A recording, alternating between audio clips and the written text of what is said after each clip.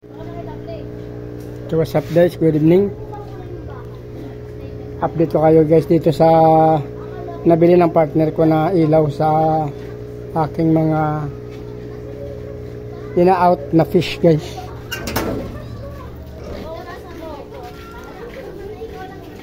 Dito sa labas kasi guys, binilan ako ng ilaw ng aking partner. Yan.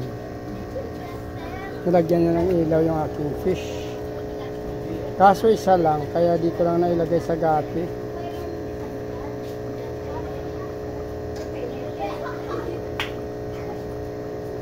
Yung sa danyo, hanapan ko pa ito sa danyo.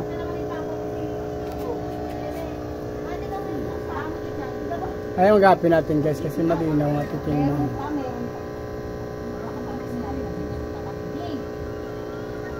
Sino mga makapanood ng video na to at malapit lang. Mayroon akong promo ngayon December to January guys, 5+1. Sagapin natin, saka mababa na yung presyo natin.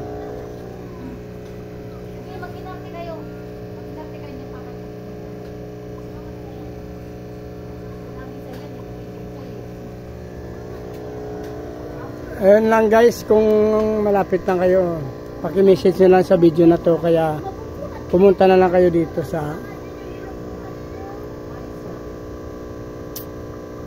Bilyak Crystal. Lagay ko na lang sa caption guys, abangan nyo na lang. Ang ganda yung mga gapi natin guys. Ano,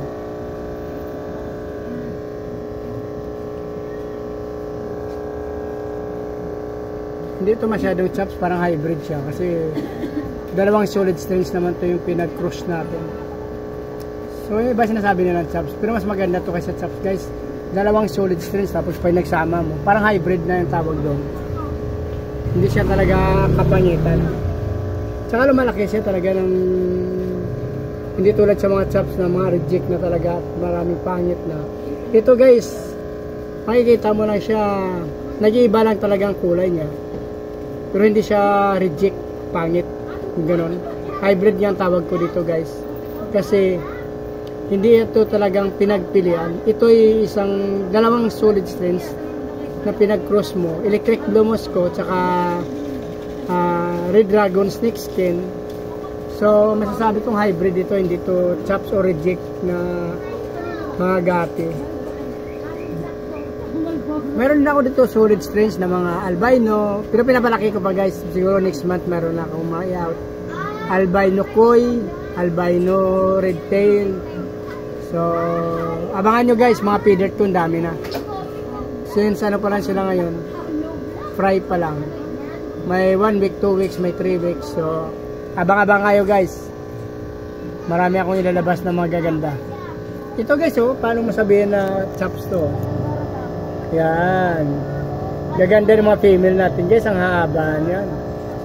Pag nanganak niya guys, marami.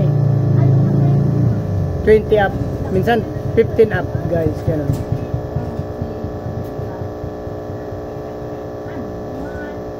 Saka yung mga male natin, hindi siya reject guys, hindi siya pinagpilian. Yung sinasabing chops kasi minsan mga kal na yan, pinagpilian.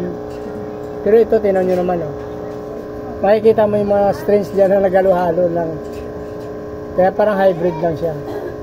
Solid strings to solid strings. So yan ang pina-outcome niya. Ano,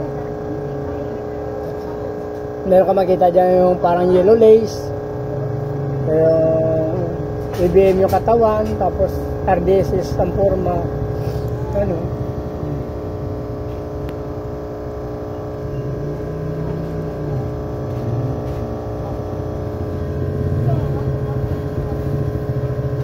ganda yung mga female natin guys. Ayan, may mga dumadaan-daan.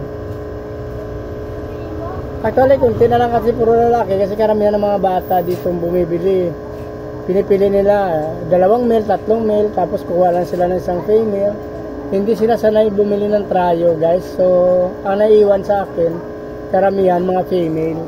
Sabi ko dapat pag bumibili, pero advice ko talaga sa mga bata, dapat tryo. Kasi yung tryo, isang male, 2 female, kayang-kaya na nila mga dumami. After 3 months, 2 months, 3 months, 4 months, marami na kayong isda kasi magbe-breed sila. Kahit pagsamahin mo lang sa isang tub at maganda lang pag-alaga, after 3 months, makakarami na. Kasi ito nasa almost, ano to eh, palagay ko na mas 3 months to 4 months na to. So, yung iba nga nagbubuntis na to kasi mayroon na dyan 4 months. So, nagbe-breed na talaga.